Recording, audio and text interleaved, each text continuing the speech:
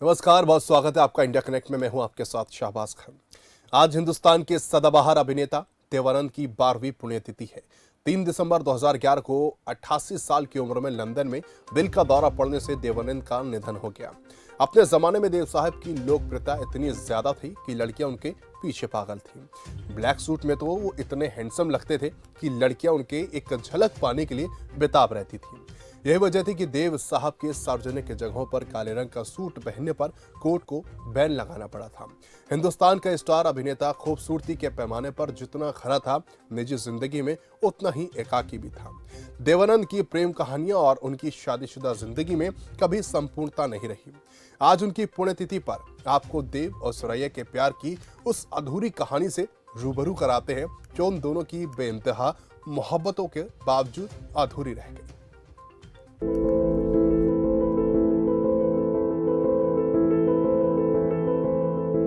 हिंदुस्तान के सदाबहार अभिनेता देवानंद की आज 12वीं पुण्यतिथि है।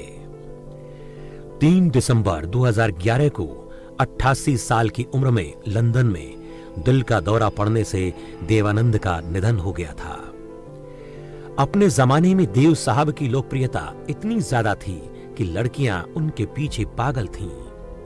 ब्लैक सूट में तो वो इतने हैंडसम लगते थे कि लड़कियां उनकी एक झलक पाने के लिए बेताब रहती थीं।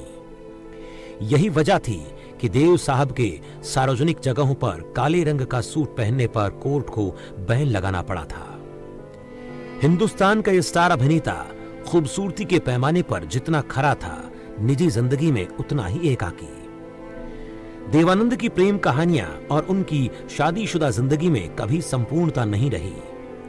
आज उनके पुण्यतिथि पर आपको देव और सुरैया के प्यार की उस कहानी से रूबरू कराते हैं जो उन दोनों की बेइंतहा मोहब्बत के बावजूद अधूरी ही रह गई। देव आनंद और सुरैया की प्रेम कहानी। कहानी में बाधा बनी सुरैया की नानी। सुरैया के स्टीव और देव की नोजी। दोनों के प्यार से नानी नहीं थी राजी। शादी तक नहीं पहुंचा दोनों का प्यार। दोनों का मजहब बना बीच की दीवार। 1948 में फिल्म विद्या के सेट पर देव और सुरैया की मुलाकात हुई। उन दिनों सुरैया कामयाबी की बुलंदियों पर विराजमान थीं। फिल्म की शूटिंग के दौरान ही देव और सुरैया एक दूसरे के करीब आने लगे थे। दोनों की नजदीकियों का आलम यह था कि अब तो दोनों ने एक दूसरे का निकनेम भी रख दिया। देव सुरैया को नोजी कहते थे तो सुरैया देव को स्टीव बुलाती थी। देव और सुरैया की कशिश का आलम यह था कि देव साहब अक्सर सुरैया के घर डिनर पर जाने लगे। लेकिन कहते हैं ना, मोहब्बत के रास्ते में विलन की एंट्री ना हो तो कहानी में रोमांच नहीं आता। ऐसा देव और सुरैया के प्यार में भी हुआ। सुरैया की नानी को दोनों का प्यार नागवार गुजरा और उसने देव और सुरैया की नजदीकी ना बढ़े, इसके लिए देवानंद के सुरैया के घर आने पर तो बैन लगाया ही, साथ में नानी शूटिंग के दौरान भी सेट पर मौजूद रहती और दोनों के बीच फिल्माए जाने वाले रोमांटिक सीन्स भी हटवा देती। जमाने की परवाह ना करते हुए दोनों ने शादी करने का फैसला कर लिया। लेकिन सुरैया की नानी को यह रिश्ता बिल्कुल भी मंजूर नहीं था। सुरैया की नानी का कहना था कि वो मुस्लिम और देव आनंद हिंदू हैं, ऐसे में रिश्ता नहीं हो सकता। देव आनंद संग सुरैया के अफेयर की खबरों के बाद सुरैया की नानी ने उन्हें चेतावनी दे दी कि वो शूटिंग खत्म होने के बाद देवानंद से कोई बात नहीं करेंगी। घर वालों की सख्ती देख सुरैया और देव साहब ने फैसला किया कि वो सेट पर शादी कर लेंगे।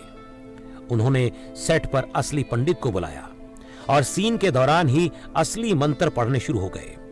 सुरैया के असिस्टेंट ने यह बात उनकी नानी को बता दी। कहा जाता है कि सुरैया की नानी सेट पर पहुंची और उन्हें खींचकर अपने साथ घर ले गई।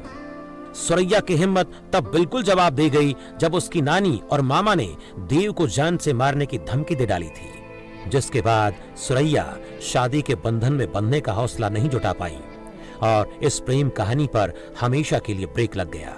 कहते हैं सुरैया को देव की जुदाई का बहुत बड़ा सदमा लगा और उन्होंने ताउम्र शादी नहीं की। वाकई इस प्रेम कहानी का अंत बहुत मार्मिक रहा, लेकिन दोनों ने साथ साथ विद्या, जीत, शायर, अफसर, सनम और दो सितारे जैसी महत्वपूर्ण फिल्में की। खबर फास्ट की तरफ से देव साहब की 12वीं पुण्यतिथि पर देव के प्रति सुरैया की दीवानगी को सलाम और देव साहब को नमन। न्यूज डेस्क, खबर फास्ट।